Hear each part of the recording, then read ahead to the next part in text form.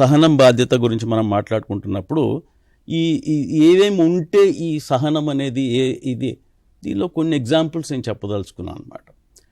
మనకి ప్రాబ్లమ్స్ అంటూ ఉంటాయి. అందులో విద్యార్థులకి మీకు చాలా ప్రాబ్లమ్స్ ఉంటాయి. హోంవర్క్ చేయకపోతే ప్రాబ్లం, హోంవర్క్ ఇవ్వకపోతే ప్రాబ్లం, హోంవర్క్ చేసుకొస్తే ప్రాబ్లం, ఈ విధంగా రకరకాల ప్రాబ్లమ్స్ మనం ఫేస్ చేస్తూ ఉంటాం అన్నమాట. అయితే ప్రాబ్లమ్స్ అనేవి, ఛాలెంజెస్ ఇన్ లైఫ్ అనేవి చాలా కామన్. ఇప్పుడు మనం అనుకున్నట్టు జరగనప్పుడే మనలో మనం అసహనం అనేది వచ్చే అవకాశం ఉంటుంది. అనుకున్నట్టు జరిగితే ప్రాబ్లం ఏం లేదు. ఆ జరగకపోవడానికి ప్రాబ్లమ్స్ అనేవి ఉంటాయి. ప్రాబ్లమ్స్ అనేవి చాలా కామన్ అండి.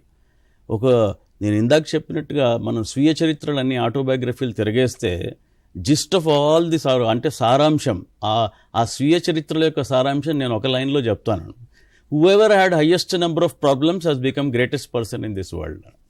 అలా మనం చూసినట్టయితే గొప్ప వాళ్ళందరూ కూడా ప్రాబ్లమ్స్ ఫేస్ చేసే వచ్చారు. మరి విద్యార్థులుగా మీరు కూడా ఇది గుర్తుపెట్టుకోవాలి, ప్రాబ్లమ్స్ అనేవి చాలా కామన్గా ఉంటాయి అని. ఒక చిన్న ఉదాహరణ, ఒక ఇన్సిడెంట్ స్వామి వివేకానంద జీవితంలో జరిగింది. ఆయన కాశీ క్షేత్రంలో వారణాసిలో ఆయన నడుచుకుంటూ వెళ్తున్నారు. వారణాసిలో చాలా చిన్న చిన్న పాత్వేస్ ఉంటాయి, చిన్న ఆ పాత్వేలో నడుచుకుంటూ వెళ్తున్నారు ఆయన. ఒక పక్క గంగా ప్రవాహం, ఇంకో పక్క పెద్ద వాల్ ఉంది. ఈ నడుచు వెళ్తుంటే ఒక బంచ్ ఆఫ్ మంకీస్ వచ్చాయి ఎదురుగా, కోతుల మూక ఒకటి ఎదురుగా వచ్చింది. జనరల్గా పారిపోవడానికి ఏం ప్లేస్ లేనప్పుడు ఏం చేస్తారు ఆయన కూడా ఏం చేశారు, ఒక యూటర్న్ తీసుకొని పరిగెత్తడం మొదలుపెట్టాడు. ఎప్పుడైతే ఆయన పరిగెడుతున్నాడో ఈ కోతులు కూడా ఆయన వెంటాడడం మొదలుపెట్టాయి అన్నమాట. అయితే ఈ పరిగెడుతున్నప్పుడు ఒక సాధు మహారాజ్ ఆయనకి ఎదురొచ్చి ఆయన ఏం చెప్పారంటే, don't run away, turn around and face the brutes అని చెప్పాడు. ఇమీడియట్గా ఆయన వెనక్కి తిరిగేటప్పటికీ ఆ కోతులు కామైపోయి అవి ఉండిపోయాయి అన్నమాట. దీన్ని స్వామి వివేకానంద చాలా బ్యూటిఫుల్గా ఆయన లిటరేచర్లో వివరించడం జరిగింది. Challenges in life are like this monkeys అని చెప్పాడు ఆయన.